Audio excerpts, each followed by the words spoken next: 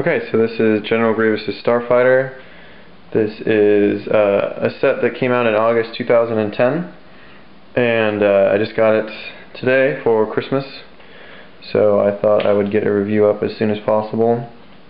This set is really different from its original counterpart, and I'll show you a comparison here in a second. But first of all, this set is $50 US retail, and it is currently available.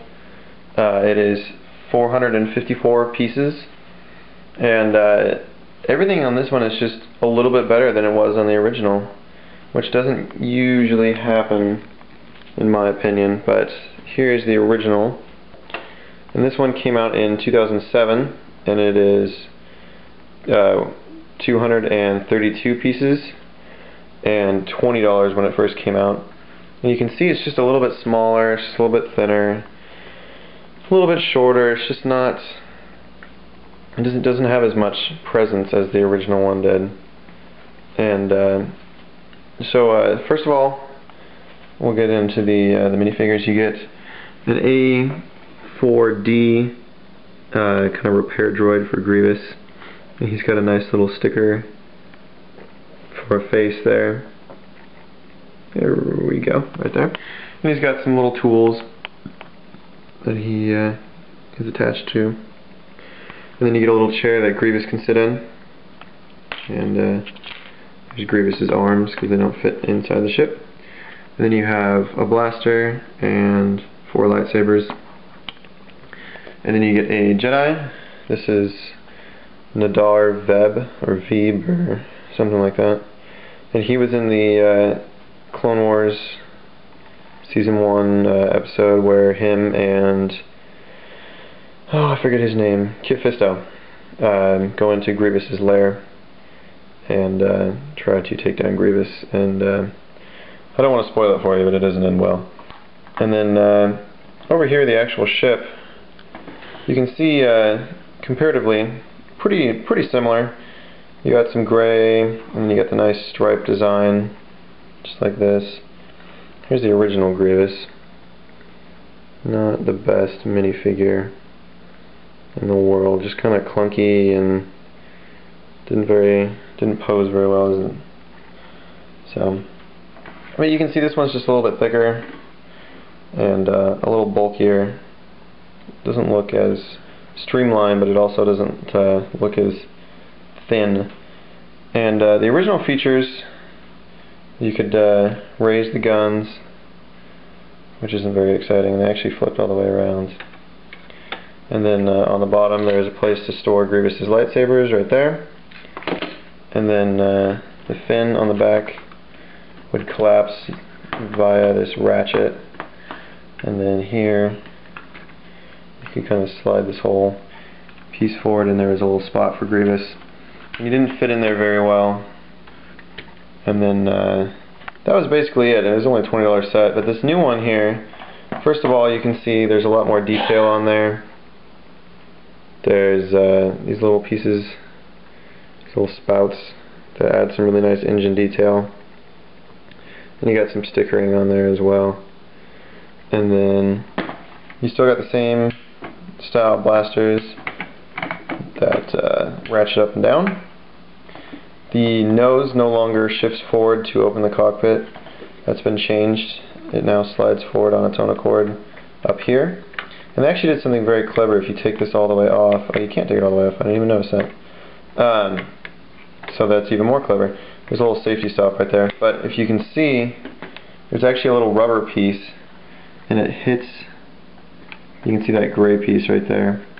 It's rubber that's flexible that allows it to lock in, but it also allows it to slide with ease. So very, very clever the way that kind of stops it.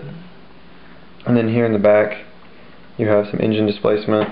And on the original set, or the instructions, they tell you to put 2 blue little dots right here, but I actually had 2 spares, so I did 3.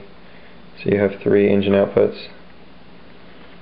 But very cool. I like the extra detail here. These little fins are very, very nice.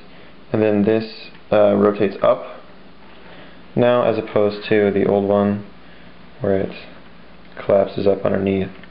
So a little bit different, but pretty similar as well. You can see that's kind of a support. But very, very nice, and very smooth the way that it just fits up underneath. And then the best thing about this is the actual Grievous figure. Compared to the old one, it's not even close.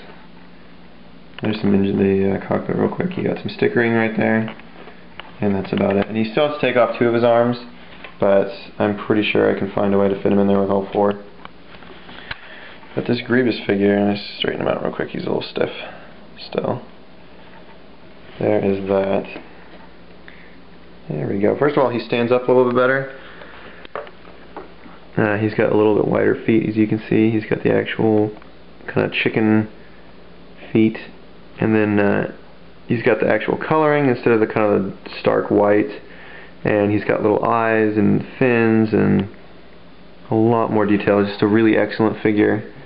I thought it would look a little too kind of un-Lego, but they did a really good job